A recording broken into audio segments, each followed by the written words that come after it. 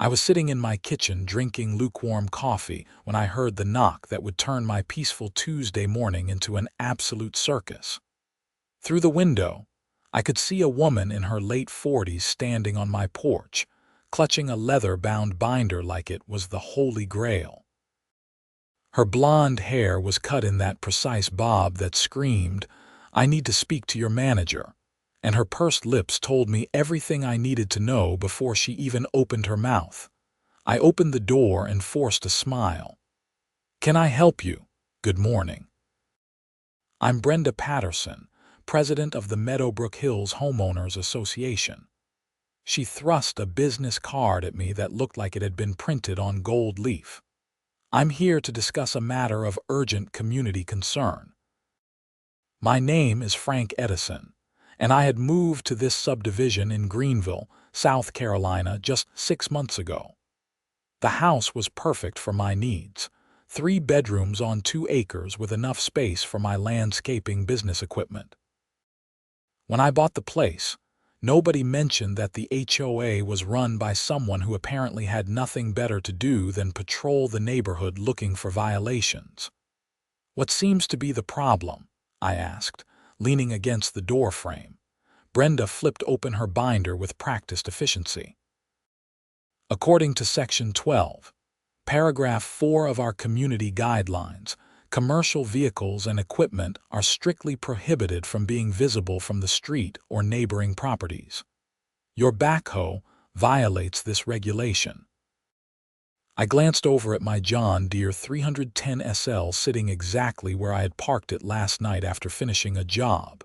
It was behind my house, barely visible from the road, and certainly not bothering anyone. "That backhoe is how I make my living, Brenda. I run a landscaping and excavation business." "That may be," she said, her voice taking on that particular tone that suggested she had rehearsed this conversation in the mirror. "But rules are rules. The equipment must be stored in an enclosed structure or removed from the property entirely." "I don't have a structure big enough to store it," I said, "and hauling it back and forth to a storage facility every day would cost me hours of work time and hundreds in transportation costs." Brenda's smile was as genuine as a $3 bill. "Perhaps you should have considered that before purchasing property in a community with standards. You have until Friday to comply, or the HOA will be forced to levy daily fines of $200. She turned on her heel and marched back to her pristine white Lexus before I could respond. I stood there watching her drive away, my coffee getting even colder in my hand. This was going to be a problem. I called my neighbor Tom Henderson that afternoon. He had lived in Meadowbrook Hills for 15 years and seemed to know everyone's business. When I explained the situation, he let out a long whistle. "Yeah, that sounds like Brenda. She's been on a power trip ever since she got elected president 3 years ago. The woman has fined half the neighborhood for something or other." Tom paused. "You know what's funny, though? Her son runs a construction company, and I've seen his trucks parked at her place plenty of times." "Rules for thee, but not for me?" I asked. "Exactly. Listen, Frank, my advice is to just keep your head down and find a way to comply. Fighting Brenda is like wrestling a pig. You both get dirty, but the pig likes it." I appreciated Tom's advice, but the more I thought about it, the angrier I got. I had checked the HOA guidelines before buying the house. The restriction on commercial vehicles specifically mentioned trucks and trailers parked in driveways or front yards. My backhoe was on my own property, behind the house, and I was using it for legitimate business purposes. I decided to do some digging, both literally and figuratively. The next morning, I went down to the county clerk's office and requested copies of all HOA documents for Meadowbrook Hills. The clerk, a friendly woman named Susan, helped me find everything filed with the county. As I read through the original covenants from when the subdivision was established in 1998, I noticed something interesting. The restriction Brenda cited had been added in an amendment from 2019, but the amendment required a 2/3 vote of all homeowners to pass. I requested the voting records. According to the documents on file, the amendment had passed with exactly the minimum number of votes needed. But when I compared the total number of votes cast to the number of homes in the subdivision, something did not add up. There were 83 homes in Meadowbrook Hills, which meant 56 votes were needed. The records showed 56 yes votes, but only 61 total ballots cast. That meant only 5 people had voted against it, which seemed statistically improbable for something that would affect so many residents. I made copies of everything and headed home. This was getting interesting. Friday came faster than I wanted. I had been too busy with work to deal with the backhoe situation, so it was still sitting in its usual spot when Brenda's Lexus pulled into my driveway at exactly 8 in the morning. She had another woman with her this time, someone equally put together in expensive athleisure wear. "Mr. Eddison," Brenda called out as she approached, "I can see you've chosen not to comply with the HOA directive. This is Cynthia Morrison, our HOA treasurer. She'll be documenting the violation." Cynthia held up her phone and started taking pictures of my backhoe from multiple angles, like she was a crime scene investigator. "Brenda, I've been looking into the HOA rules," I said calmly. "I think we need to talk about the validity of that amendment you're citing." Her expression flickered for just a moment. "I don't know what you mean. The rules are clearly stated in the current bylaws. But were they legally adopted? Because the voting records seem questionable." I crossed my arms. "I'd like to see the original ballots from that vote." Brenda's face flushed pink. "The HOA is under no obligation to share internal documents with residents who are currently in violation. Actually, according to South Carolina law, HOA members have the right to inspect association records with reasonable notice," I replied. I had done my homework. "I'm formally requesting to review those ballots." Cynthia stopped taking pictures and looked at Brenda uncertainly. Brenda's jaw tightened. "Fine. You can submit a written request and we'll schedule an appointment. In the meantime, you're accumulating fines starting today." That's $200. After they left, I immediately drafted a formal request letter and sent it via certified mail. Then I got back to work. I had a major job scheduled for the following week, installing a new septic system for a commercial property on the other side of Greenville. The backhoe was essential for that project. The weekend passed quietly, but Monday brought a letter from the HOA's attorney. The law firm of Morrison and Associates. I noted the same last name as the treasurer, informed me that my request to review ballots was denied because the ballots had been destroyed after the required retention period. However, the letter stated, the vote count had been properly recorded and certified. This was convenient. Too convenient.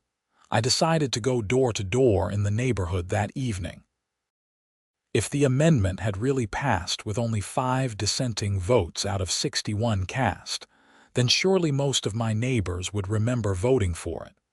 The first house I visited belonged to an elderly couple, the Johnsons. They had lived in Meadowbrook Hills since it was built. HOA amendment about commercial vehicles. Mr. Johnson scratched his head. "I don't recall any vote about that. We get so much mail from the HOA we mostly just throw it away now." Mrs. Johnson nodded. "Brenda sends something every other week. It's exhausting." I got similar responses at the next 5 houses. Nobody remembered voting on any amendment about commercial vehicles. A few people remembered receiving ballots about other issues, but not that one specifically. One resident, a man named Carlos Ruiz, was particularly helpful. "I keep every piece of paper that comes to my house filed away," he said, leading me to his home office. My wife thinks I'm crazy, but it's saved us before. He pulled out a file labeled HOA 2019 and flipped through it. Here. We got ballots for an amendment about swimming pool hours, one about guest parking, and one about changing the annual meeting date, but nothing about commercial vehicles. Can I make copies of these? I asked. Take pictures, email them to yourself, whatever you need, Carlos said. Brenda tried to fine me once for having my trash cans visible from the street. They were at the curb for pickup. The woman is ridiculous. By the end of the week, I had talked to 37 homeowners. Only 4 of them remembered voting on the commercial vehicle amendment, and all 4 were members of the HOA board or their immediate family members. This was looking more and more like fraud. I compiled all my evidence and made an appointment with an attorney, Gerald Chen, who specialized in HOA disputes. His office was in downtown Greenville, in one of those renovated historic buildings with exposed brick and modern furniture that did not quite match. Gerald listened to my story and reviewed my documents with increasing interest. "This is compelling," he said finally. "If the amendment wasn't properly ratified, then it's not enforceable, but proving fraud is difficult. Brenda can argue that ballots were sent out and some people just don't remember. What about the fact that the ballots were conveniently destroyed?" I asked. "The law requires retention for 1 year. If it's been longer than that, she's technically in the clear for disposing of them." Gerald leaned back in his chair. "However, if we can prove that the majority of homeowners never received ballots, that's a different story. That would be election fraud. So what do I do? Stop paying the fines? Let them take you to court? We'll use that as our forum to challenge the amendment's validity." He smiled. "In the meantime, keep using your backhoe. Don't let them bully you into compliance." I left his office feeling better than I had in days. The fines were now up to $1,400 according to the increasingly threatening letters from Morrison and Associates. But I was not paying a cent. October arrived with cooler weather and a major rainstorm that dumped 6 inches of rain on Greenville in 2 days. The ground was saturated and local creeks were running high. I was finishing up the septic installation project when I got a call from Tom Henderson. "Frank, you need to get back to the neighborhood right now," he said, his voice urgent. "What's wrong?" "The retention pond on the north side is overflowing. Water is flooding into about a dozen yards, and it's heading toward houses. Brenda is running around screaming that the county needs to do something." I knew the retention pond he meant. It was a large artificial pond designed to manage stormwater runoff for the subdivision. If it was overflowing, that meant the drainage system was probably clogged. I loaded up my backhoe and drove home, which took about 45 minutes in the rain. When I arrived at Meadowbrook Hills, I could see the problem immediately. Water was cascading over the retention pond's banks and flowing downhill toward a cluster of houses on Maple Drive. Residents were outside in rain gear, trying to create makeshift barriers with sandbags, but it was a losing battle. Brenda was standing in her driveway across the street, screaming into her phone. When she saw me pull in with my backhoe, she marched over. "You cannot use that equipment here. It's in violation of HOA rules," she shouted over the rain. "Brenda, people's houses are about to flood," I said, climbing down from the truck. "I need to check the drainage culvert. If it's clogged, I can clear it." "Absolutely not. I've called the county emergency services. They'll handle it." Tom Henderson appeared at my elbow, soaking wet. "Frank, please. The county said it could be hours before they can get here. My house is right in the flood path." I looked at the water creeping across lawns and into flower beds. Then I looked at Brenda's self-righteous expression. "Sorry, Brenda. I'm doing this." I climbed onto the backhoe and drove it around to the retention pond. The rain was coming down so hard I could barely see, but I knew where the main drainage culvert should be. It was a large concrete pipe that ran under the street to a creek on the other side. Sure enough, when I got close to where the water was overflowing, I could see debris piled up against the culvert entrance, a massive tangle of branches, leaves, and what looked like a torn plastic shed that had washed down from somewhere upstream. I positioned the backhoe and started carefully pulling debris away from the culvert. It was slow work in the rain, and I had to be cautious not to damage the pipe itself. Behind me, I could hear Brenda still yelling, but other neighbors had gathered and were shouting encouragement. After about 20 minutes of work, I finally pulled away enough debris that water started flowing through the culvert again. The change was immediate and dramatic. The retention pond level began dropping, and the flood waters in the yard started receding. Residents cheered. Tom Henderson ran over and shook my hand so hard I thought he might dislocate my shoulder. "You saved my house, man. Thank you." I climbed down from the backhoe, exhausted and soaked through. That was when I noticed Brenda on her phone again, and her expression told me she was not calling to thank me. 2 police cars pulled up about 10 minutes later. 2 officers got out and approached me. The older one, whose name tag read Officer Martinez, looked tired.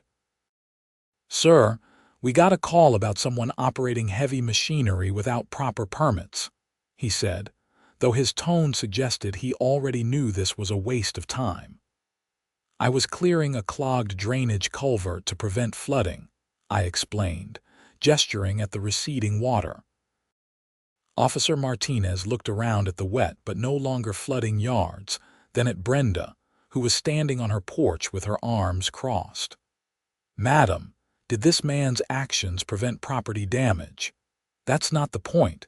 He's violating HOA regulations and probably multiple county codes." Brenda insisted. The younger officer, whose name was Chen, I wondered if he was related to my attorney, spoke up. "Actually, emergency interventions to prevent imminent property damage are generally exempt from permit requirements, and HOA rules don't supersede emergency situations." Officer Martinez nodded. "Sir, you're fine. Good work here." He turned to Brenda. "Madam, please don't call 911 for HOA disputes. That's not what emergency services are for." After the police left, most of the neighbors drifted back to their homes. The rain was finally letting up. I was loading my backhoe back onto the trailer when Tom approached with 3 other homeowners. "Frank, we need to do something about Brenda," Tom said. "This has gotten out of control. She tried to stop you from helping people, and she's been abusing her position for years." A woman named Jennifer Carlisle, whose yard had been flooding, nodded emphatically. "She fined my husband for having a pickup truck in our driveway overnight. He's a plumber. How is he supposed to work?" "I've been investigating the HOA rules she's been citing," I said, and explained what I had found about the questionable amendment vote. Tom's eyes widened. "Are you serious? So those rules might not even be legal? My attorney thinks we have a case. But I need more people to go on record saying they never received ballots for that vote." Within an hour, I had 15 homeowners willing to sign affidavits stating they had never received ballots about the commercial vehicle amendment. Jennifer even found an email she had sent to Brenda in 2019 asking about upcoming HOA votes, and Brenda's response had listed 3 ballot measures, none of which were about commercial vehicles. Things moved quickly after that. Gerald Chen filed a motion to invalidate the fines and challenge the amendment's validity. The HOA, through Morrison and Associates, fought back hard. They claimed I was a troublemaker trying to dodge legitimate penalties, and that I was stirring up other residents to avoid accountability. The hearing was scheduled for late November in Greenville County Circuit Court. I had never been involved in a lawsuit before, and I was nervous. But I also knew I was right. The courtroom was smaller than I expected, and Judge Patricia Kowalski had a reputation for not tolerating nonsense from either side. Brenda sat at the plaintiff's table with two attorneys from Morrison and Associates. I sat with Gerald, and behind us were a dozen Meadowbrook Hills residents who had come to support me. The HOA's attorney, a slick-looking man named Richard Morrison, definitely related to the treasurer, presented their case first. He argued that the amendment had been properly ratified, that the vote counts were correctly recorded, and that the destruction of ballots was in compliance with retention policies. He painted me as someone trying to flaunt community standards for personal convenience. Then, it was Gerald's turn. He methodically presented evidence. The affidavits from residents who never received ballots, Carlos Ruiz's meticulous files showing which ballots he had received in 2019, the statistical improbability of the vote breakdown, and Jennifer Carlisle's email that contradicted the HOA's timeline. "Your Honor," Gerald said, "the evidence strongly suggests that this amendment was never properly put to a vote. At best, there was gross negligence in the HOA's election procedures. At worst, this was deliberate fraud to ram through rules that would not have passed with full participation." Judge Kowalski reviewed the documents carefully. Then she looked at Richard Morrison. "Counselor, do you have any evidence that ballots for this specific amendment were actually distributed to the general membership?" Richard shuffled papers. "Your Honor, we have the certified vote count from the HOA board meeting where the results were recorded." "That's not what I asked. Do you have proof that ballots went out? Mailing receipts, email logs, anything?" "The ballots were destroyed in accordance with retention policies, Your Honor." "How convenient," Judge Kowalski said dryly. "Here's what I'm seeing. I have multiple residents testifying under oath that they never received ballots.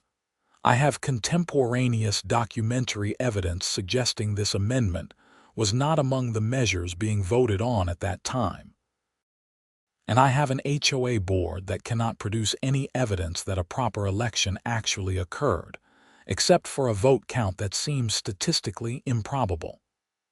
Mr. Morrison, would you agree that the burden of proof for the validity of an HOA amendment rests with the HOA?"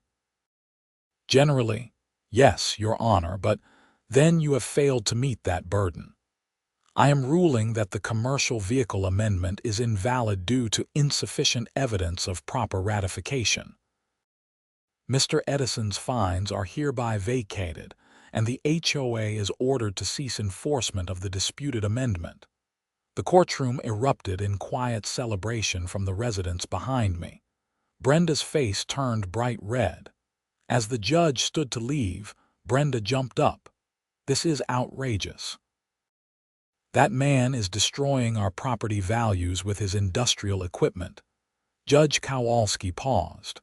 "Madam, I suggest you consult with your attorneys about proper HOA procedures going forward, and perhaps consider that your role is to serve the community, not rule it. We're adjourned." I thought that would be the end of it. I was wrong. 2 weeks later, on a frigid December morning, I was working on a landscaping project at a house 3 streets over from mine when I got another call from Tom Henderson. "Frank, you are not going to believe this," he said. "What now?" "Brenda scheduled an emergency HOA meeting for tonight.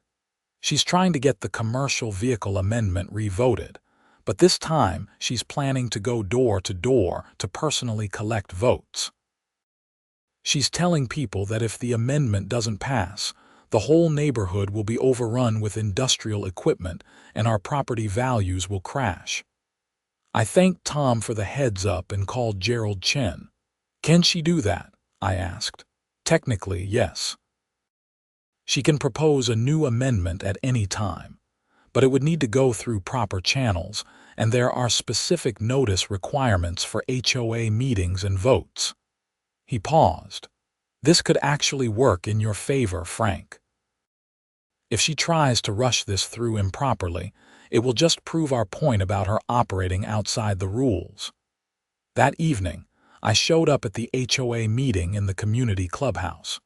The room was packed with at least 60 residents, way more than usually attended these things. Brenda stood at the front next to a projection screen, her expression a mix of determination and barely concealed anger. "Thank you all for coming on short notice," she began. "We're here to address a critical issue affecting our community's standards and property values. As you know, a recent court ruling invalidated our protections against commercial vehicles in the neighborhood. Tonight, we have an opportunity to restore those protections through a proper vote." A man near the front raised his hand. "Brenda, how was the previous vote improper?" "You've been enforcing those rules for years."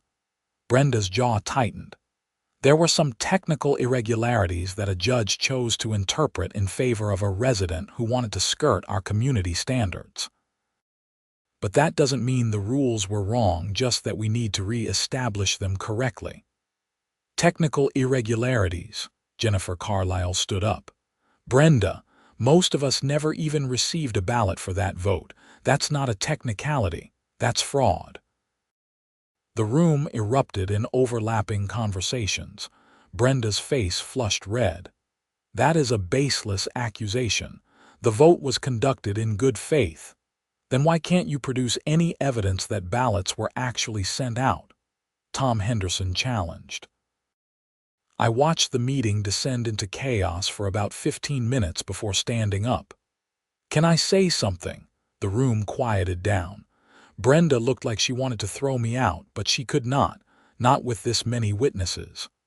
"I don't want to ruin anyone's property values," I said. "I'm just trying to run my business and live in peace. My backhoe is parked behind my house, on my property, and I use it for legitimate work. I'm not turning the neighborhood into an industrial park. If we're going to have rules about vehicles and equipment, they should be reasonable rules that actually get voted on by everyone, not just rubber stamped by the board." Several people nodded. A man I did not recognize spoke up. "I'm a real estate agent, and I can tell you that having a respected local contractor living in the neighborhood is actually a selling point, not a problem. What hurts property values is HOA drama and litigation." The meeting went on for another hour, but it became clear that Brenda did not have the votes to pass her amendment. Too many people were angry about how she had handled things. Eventually, she adjourned the meeting without calling for any vote, claiming that more time was needed to educate homeowners about the importance of community standards. I thought maybe, finally, this was over, but Brenda was not done yet. In January, heavy snow hit Greenville, which was unusual for the region. We got about 8 inches overnight, and the whole area basically shut down. Schools closed, roads were a mess, and most businesses stayed closed for 2 days until the snow melted. On the second day, I was working on equipment maintenance in my garage when my phone rang. It was a number I did not recognize. "Is this Frank Eddison?" a woman's voice asked. "Yes, who's calling?" "This is Carol Patterson, Brenda's sister. I'm calling because Brenda is in a difficult situation and, well, she needs help, but she's too stubborn to ask. This had to be a prank." "I'm sorry, what?" Carol sighed. "Look, I know my sister has given you a hard time. She's given everyone a hard time. But she drove her car off the road trying to get to an HOA meeting at Cynthia Morrison's house. And now she's stuck in a ditch on Morrison's property.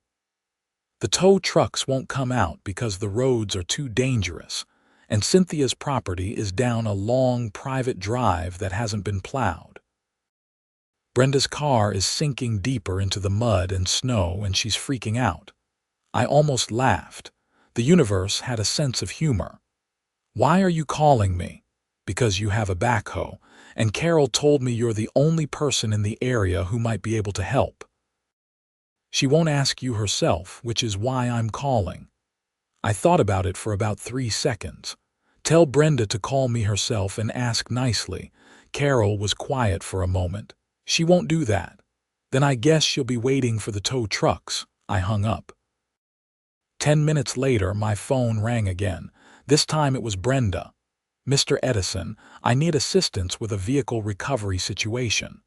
Her voice was strained, like every word caused her physical pain. "I'm sorry, who is this?" I could not resist. "You know who this is." "My car is stuck and I need your equipment to extract it."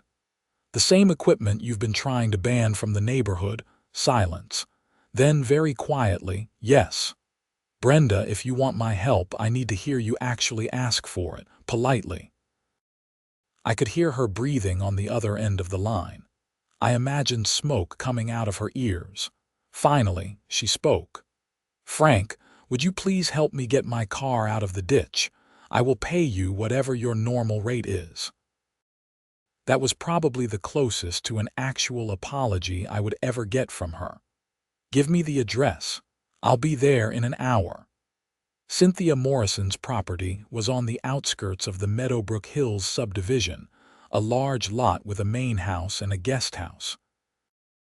The private drive was about a quarter-mile long and completely unplowed. I could see tire tracks where Brenda had tried to drive down it, and about halfway down, her white Lexus was nose down in a drainage ditch on the side of the drive. I loaded my backhoe onto the trailer and carefully drove my truck down the snowy drive. When I got close to the Lexus, I could see Brenda sitting inside, looking miserable. Cynthia Morrison was standing nearby in a designer coat, looking equally unhappy about the situation. I unloaded the backhoe and assessed the situation. The Lexus had slid into the ditch and the front end was buried in mud beneath the snow. The rear wheels were off the ground. It was definitely not driving out on its own. "I'm going to need to use the bucket to dig around the front end, then I'll pull you out with chains," I explained to Brenda. "You'll need to get out of the car." She climbed out without arguing, which was a first. I spent the next 45 minutes digging mud and snow away from the Lexus, creating a path I could use to drag it back onto the driveway. The backhoe handled the snow and frozen ground easily, and it felt good to be using my equipment without someone threatening me with fines. When I finally got the car positioned correctly, I attached recovery chains to the front axle and slowly pulled it out of the ditch.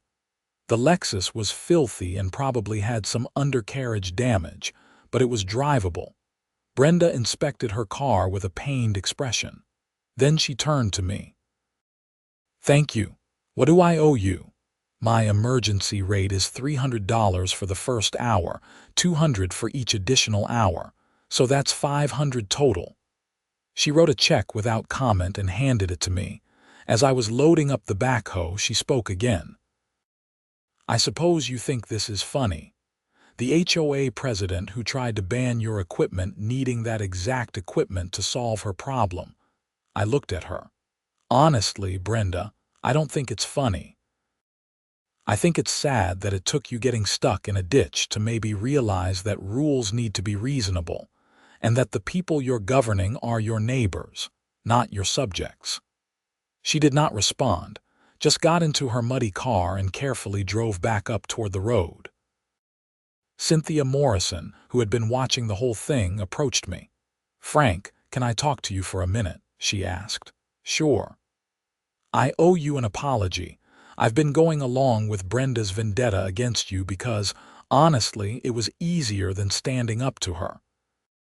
But watching this whole thing play out, seeing how you helped people during the flood and how you came out here to help Brenda even after everything she's done, it made me realize that I've been part of the problem. I was not expecting that." "Okay." The HOA board is meeting next week to elect new officers. I'm not running for re-election as treasurer, and I'm going to recommend that the board adopt new procedures for voting on amendments. Real procedures with verified distribution of ballots and transparent counting." She paused. For what it's worth, I never agreed with that commercial vehicle amendment. I knew it wasn't properly ratified, but I went along with it because Brenda was so insistent. "Why was she so focused on my backhoe specifically?" I asked.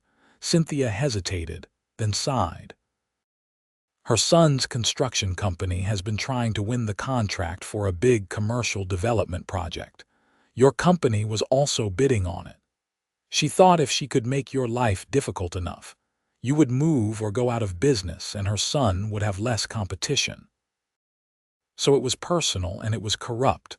I had suspected as much, but hearing it confirmed made me angry all over again. "That's illegal, Cynthia. That's using HOA authority for personal financial gain." "I know, and if anyone wants to pursue it legally, I'll testify to what I know. But I'm also trying to make things right going forward." I thanked her for being honest and drove home. That evening, I called Gerald Chen and told him what Cynthia had said. "That's a clear conflict of interest and abuse of authority," Gerald said. "You could file a civil suit against Brenda personally for damages, and depending on what documentation exists, there could even be criminal liability." "What would that involve?" "Well, if we can prove she used her HOA position to harm your business for her son's benefit, that's fraud. We would need to show that you lost income or opportunities as a direct result of her actions. Emails, text messages, anything showing coordination between her and her son would be helpful." I thought about it for a few days. Part of me wanted to pursue it, to make sure Brenda faced real consequences for what she had done. But another part of me was just tired of the whole drama. I had spent months dealing with this nonsense when I should have been focusing on my business. Then I got a call from a client I had been working with on a bid for that commercial development project Cynthia mentioned. The Greenville Commons, a mixed-use development with retail, offices, and residential units. It was a 7-figure contract, the kind that could transform my small business into a significant operation. "Frank, I wanted to let you know that we've decided to go with another contractor," the client, a developer named Michael Zhang, said. "I can't really get into the specifics, but we received some concerning information about your reliability and professionalism." My stomach dropped. "What kind of information?" "Again, I can't really discuss it." "I'm sorry, Frank. Your bid was competitive and your work has a good reputation, but we can't take risks on a project this size." After I hung up, I sat in my kitchen feeling sick. I had spent weeks on that bid, and I had been confident I would get the job. What kind of concerning information could someone have provided? I called Gerald Chen again. This time, I told him I wanted to pursue legal action against Brenda. "She cost me a major contract. I don't know exactly how, but I know she did it." Gerald was quiet for a moment. "Frank, if she interfered with your business relationships, that's tortious interference. It's a serious claim, but we need proof. Can you find out specifically what she told this client?" I called Michael Zhang back and explained the situation. "Michael, I believe someone in my neighborhood HOA has been trying to sabotage my business because of a personal conflict. If you received information about me, I need to know what it was and who it came from. This could be part of a legal case." Michael hesitated. "Let me talk to my partners." "I'll call you back." He called back 2 hours later. "Frank, we received an email from someone named Brenda Patterson, who identified herself as president of your HOA. She claimed that you were under investigation for multiple violations, that you were involved in ongoing litigation that was causing problems in the community, and that your business practices were questionable because you were trying to avoid legitimate oversight." There it was. clear interference with my business. Michael, none of that is true. The litigation she mentioned is me fighting back against HOA rules she tried to enforce that were never legally adopted. And the investigation is her harassment, not anything legitimate. I believe you, Frank. And after this conversation, I'm going to recommend to my partners that we reconsider our decision. What she did was inappropriate, and if we had known the context, we wouldn't have given her claims any weight. That was something, at least, but the damage had been done. Even if I eventually got the contract, I had lost weeks of work and planning. Gerald filed a lawsuit against Brenda Patterson personally, not as HOA president, alleging abuse of authority, fraud, and tortious interference with business relationships. We also sent a letter to the HOA board informing them of the situation and recommending that they remove Brenda from her position pending the outcome of the case. The board, which had apparently been waiting for someone to give them an excuse, voted to suspend Brenda immediately. Tom Henderson was appointed interim president. Brenda did not go quietly. She sent a mass email to all homeowners claiming that she was being persecuted for trying to maintain community standards, and that I was a vindictive troublemaker who was destroying the HOA from within. The email was unhinged, full of capital letters and exclamation points. Most residents ignored it or actively pushed back against her claims. Jennifer Carlisle organized a group of homeowners to draft new HOA bylaws that included real oversight of board actions, clear voting procedures, and mechanisms to prevent conflicts of interest. In March, I got a call from a detective with the Greenville County Sheriff's Office. Detective Robert Torres wanted to meet with me about my complaint against Brenda Patterson. Complaint? I asked. I filed a civil lawsuit, but I didn't file a criminal complaint. Someone else did, Detective Torres said. A Cynthia Morrison.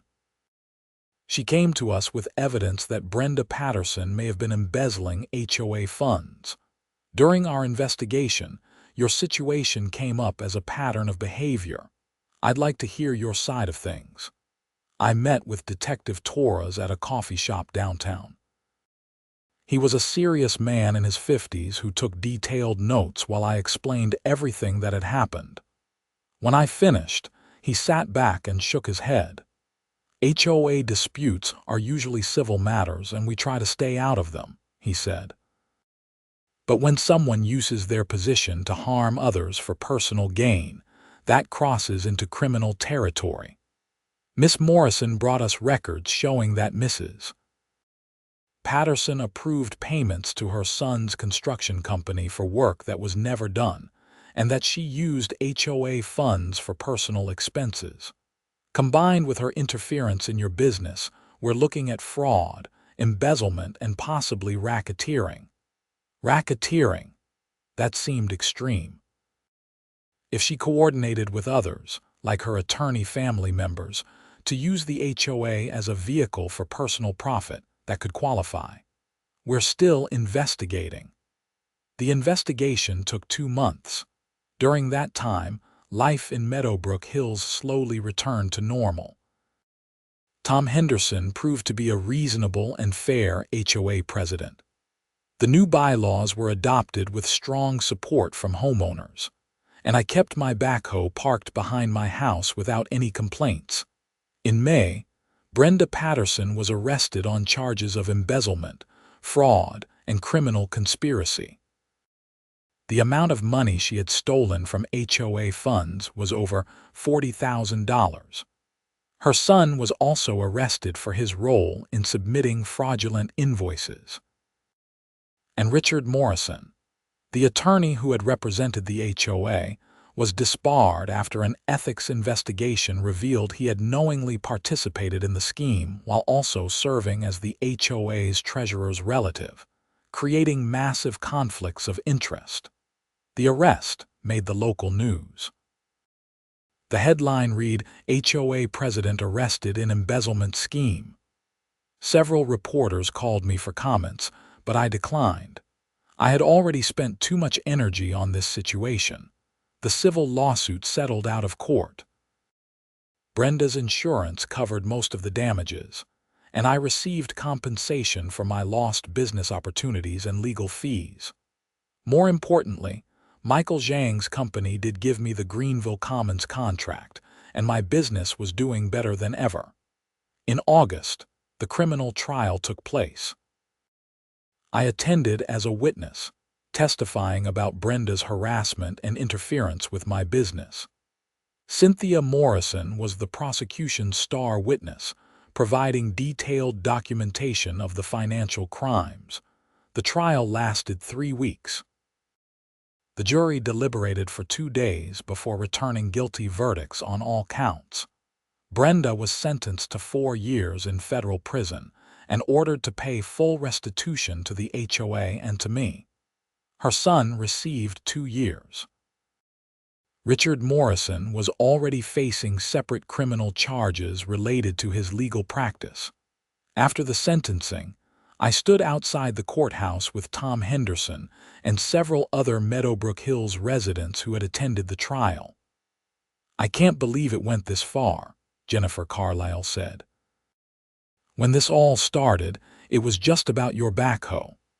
"It was never really about the backhoe," I said.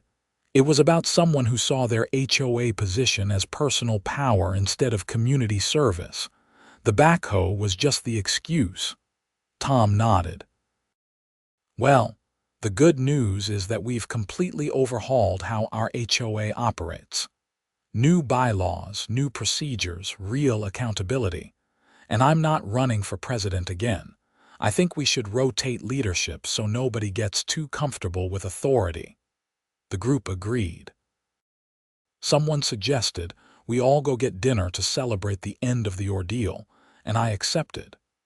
It felt good to be part of a real community instead of fighting against a dictator with a gavel. That night, sitting in my house with a beer, I thought about everything that had happened over the past year. It had started with a knock on my door and escalated into arrests and prison sentences. All because someone decided that their personal preferences should override everyone else's rights. The backhoe was parked behind my house, exactly where it had always been. Tomorrow I would use it on a landscaping job for a client in Simpsonville. The day after that, I had drainage work scheduled in Malden. My business was thriving, my legal troubles were over, and my neighborhood was actually pleasant to live in now. I raised my beer toward the window. "Thanks for everything, Brenda," I said to nobody in particular. "Couldn't have done it without you getting stuck in that ditch." The next morning, I got an email from Gerald Chen with the subject line, "Final settlement payment." Brenda's insurance had made the last payment, and after legal fees and expenses, I was getting a check for $68,000. Combined with the contracts my business had won during the past year, I was in the best financial position I had ever been in. I decided to do something nice for the neighborhood. I donated $10,000 to the HOA fund with the stipulation that it be used to upgrade the drainage system around the retention pond. After the flooding incident last year, everyone agreed that better infrastructure was needed. The HOA board accepted the donation gratefully and named the drainage improvement project after me, which was embarrassing but also kind of touching. In September, the Meadowbrook Hills HOA held its annual meeting. Under the new bylaws, it was a real community event with food, activities for kids, and actual productive discussions about neighborhood issues. Tom Henderson gave a speech about the importance of transparency and working together, and then they held elections for new board positions. I did not run for anything. I had no interest in HOA politics, but I did attend the meeting and participated in discussions about neighborhood improvements. It was weird being treated like a valued member of the community instead of a problem to be solved. After the meeting, several newer residents approached me. They had moved to Meadowbrook Hills after the whole Brenda situation had been resolved and only knew the story from neighbors. Is it true that the old HOA president tried to ban your work equipment and then needed you to rescue her car? A young woman named Sarah asked. That's pretty much exactly what happened, I confirmed. That's wild. This neighborhood seems so normal and friendly now. It is, I said, but it took work to get here. HOAs are only as good or as bad as the people running them. The important thing is having rules that prevent one person from having too much power. A man named David, who had moved in 2 months ago, nodded. When we were house hunting, our real estate agent specifically mentioned that this HOA had recently reformed its bylaws. That was actually a selling point for us. We had horror stories from friends about nightmare HOAs. That made me feel good. Something positive had come from all the drama.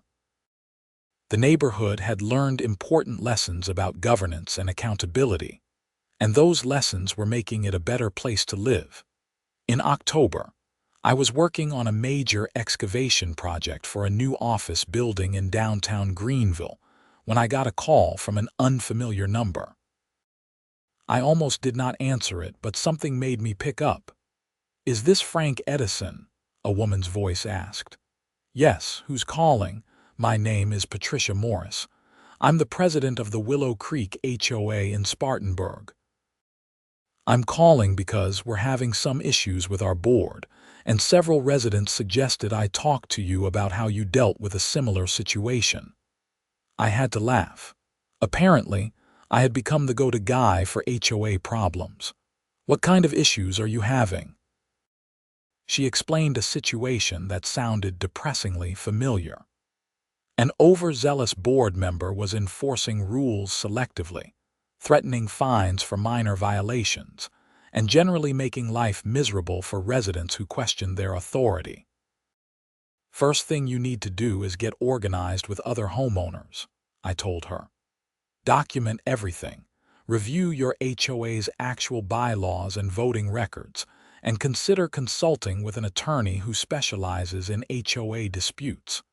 And most importantly, don't let them bully you into silence." HOA boards work for the homeowners, not the other way around. We talked for about 45 minutes. By the end of the call, Patricia sounded more confident about fighting back against the problem board member.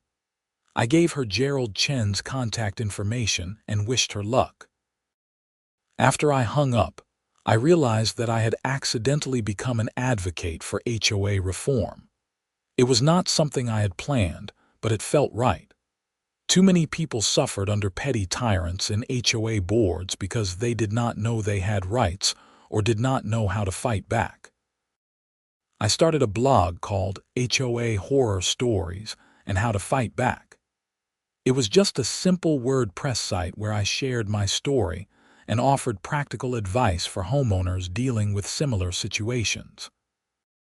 I was not trying to make money from it, just trying to help people avoid the stress and expense I had gone through. The blog got more traffic than I expected.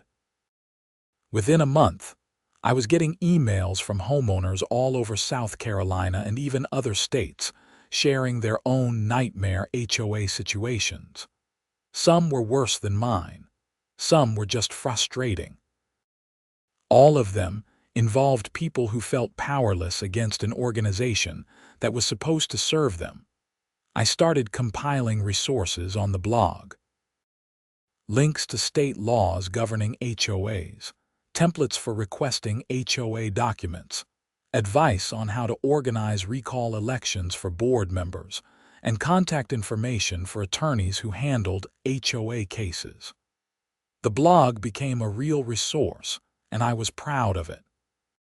In December, I was contacted by a reporter from the Greenville News who wanted to do a feature story about HOA reform and my experiences. The article ran in January and was picked up by several other South Carolina papers. Suddenly, I was getting invitations to speak at community meetings, and even a request to testify before a state legislative committee about proposed HOA reform legislation. I testified in February. The committee was considering a bill that would require HOAs to use independent third parties for vote counting, mandate transparent financial reporting, and create a state ombudsman office to handle HOA disputes. I shared my story and emphasized the importance of accountability and oversight. The bill passed in April. It was not perfect, but it was a significant step toward preventing the kind of abuse I had experienced. Governor whoever was in office in South Carolina at the time signed it into law in May, and it would take effect in January of the following year. By summer, life had settled into a comfortable routine. My business was thriving. I had expanded to hire 2 full-time employees and was considering buying another backhoe to handle increased demand. The blog was getting steady traffic and helping people.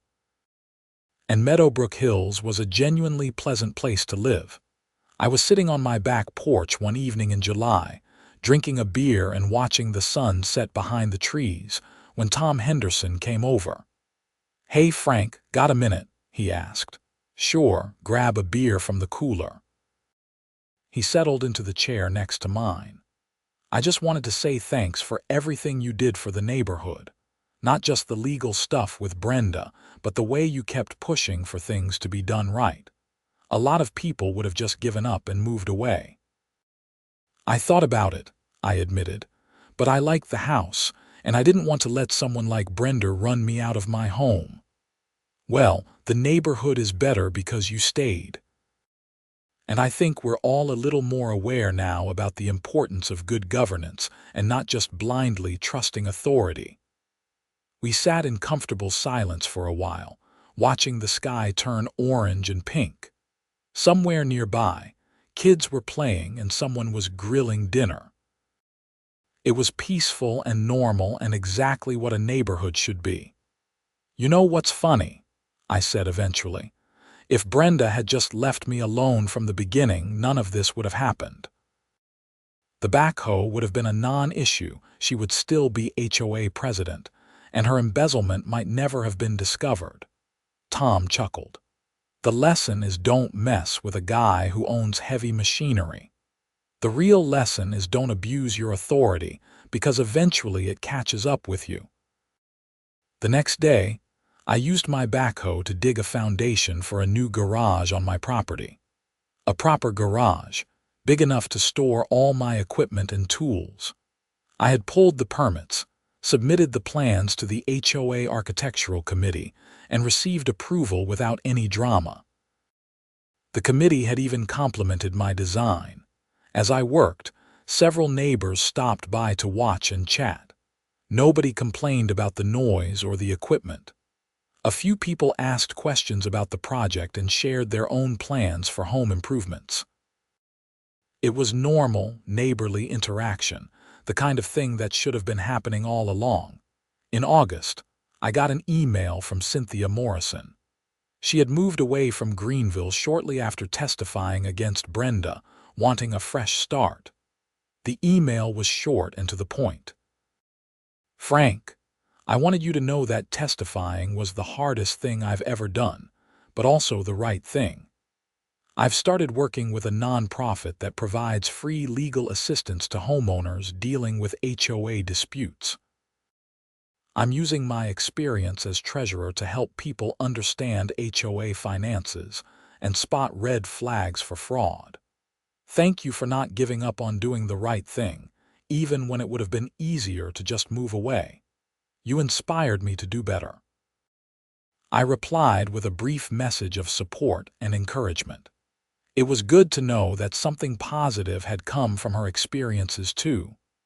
In October, the second annual Meadowbrook Hills community meeting took place. The neighborhood had grown closer over the past year, and the meeting reflected that.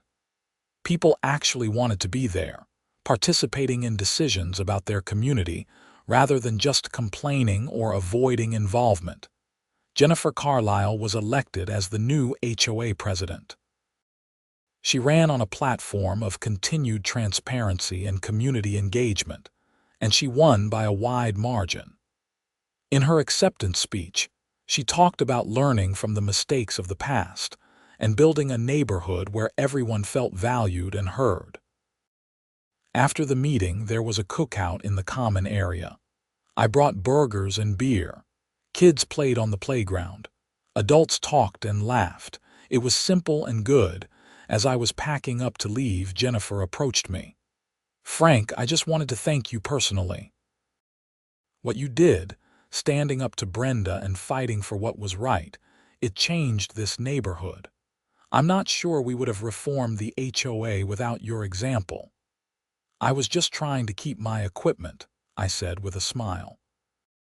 "You were doing more than that, even if you didn't realize it at the time. You were standing up for all of us." Driving home that night, I thought about how much had changed since that morning when Brenda first knocked on my door.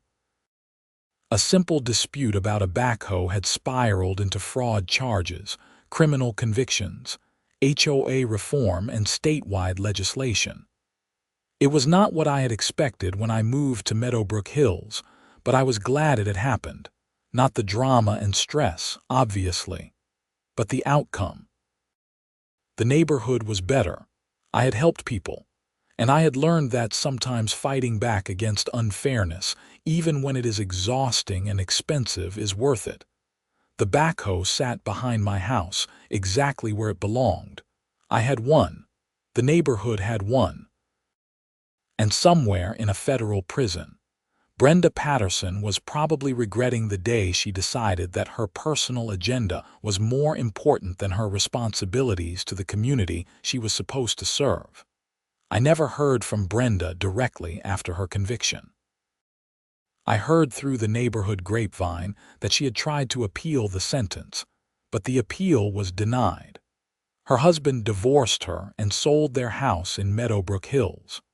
Her son was released after serving his sentence and left South Carolina entirely. The house where Brenda had lived was bought by a nice young couple with 2 kids. They had no idea about the history when they moved in, and by the time they heard the stories, they just laughed and said it made the neighborhood more interesting. In November, I was invited to speak at a national HOA reform conference in Atlanta. I drove down for the weekend and shared my story with an audience of homeowners, attorneys, and even some HOA board members who genuinely wanted to do better. The response was overwhelming. People lined up afterward to thank me, to share their own stories, and to ask for advice. One woman, probably in her 60s, shook my hand with tears in her eyes. "My HOA has been trying to force me to remove my late husband's garden because they say it's not up to community standards. I've been fighting them for 2 years and I was ready to give up. Your story gave me hope that I can win." I gave her contact information for attorneys and resources from my blog. "Don't give up," I told her.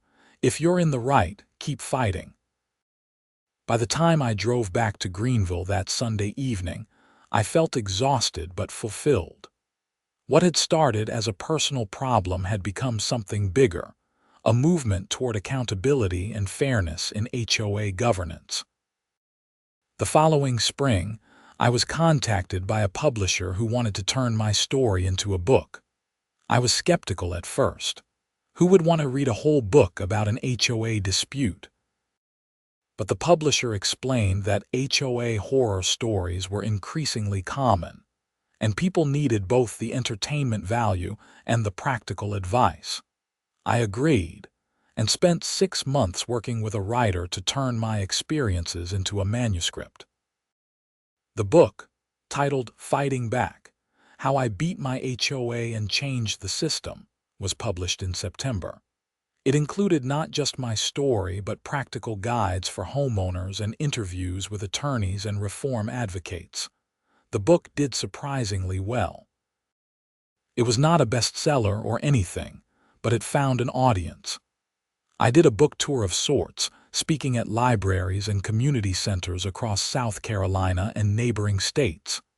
Everywhere I went, people had their own HOA horror stories to share. Through all of this, I kept running my landscaping business. The backhoe that started everything was still my primary piece of equipment. I had added that second backhoe I had been considering, plus a small excavator and additional trucks. Business was booming, and I had expanded to 6 employees. Life in Meadowbrook Hills remained peaceful. The HOA functioned smoothly under Jennifer's leadership, and then under the next president after her term ended. The neighborhood had become a model for HOA reform, and we occasionally got visitors from other communities who wanted to learn from our experiences. On the 2nd anniversary of Brenda's arrest, Tom Henderson organized a neighborhood party that he jokingly called HOA Independence Day. It was held at the retention pond that I had saved from flooding, which had been renovated with the improved drainage system funded by my donation. There was food, music, and a general atmosphere of celebration. Someone had made a banner that read, "Meadowbrook Hills, where the HOA actually works." It was cheesy, but it made everyone smile. As the sun set and families started packing up to go home, I stood by the retention pond looking at the neighborhood spread out around me. Kids playing, adults chatting, houses well maintained but not obsessively uniform. It was what a community should be. My phone buzzed with an email notification. Another homeowner from another state asking for advice about fighting their HOA. I would respond tomorrow with the same advice I always gave. Know your rights. Document everything. Get organized. Don't give up. The backhoe sat in my driveway where I had left it after a job earlier that day. Tomorrow, I would use it again for another project. It was just a piece of equipment, a tool for doing work. But it had also been the catalyst for change, the thing that had exposed corruption and led to reform. I walked home as the streetlights flickered on, feeling content with how things had turned out. The fight had been hard, but it had been worth it. And if I had to do it all over again, knowing everything that would happen, I would make the same choices. Because sometimes, standing up for what's right is more important than taking the easy path. And sometimes, a backhoe is just a backhoe, but the principle behind defending your right to own it is worth fighting for.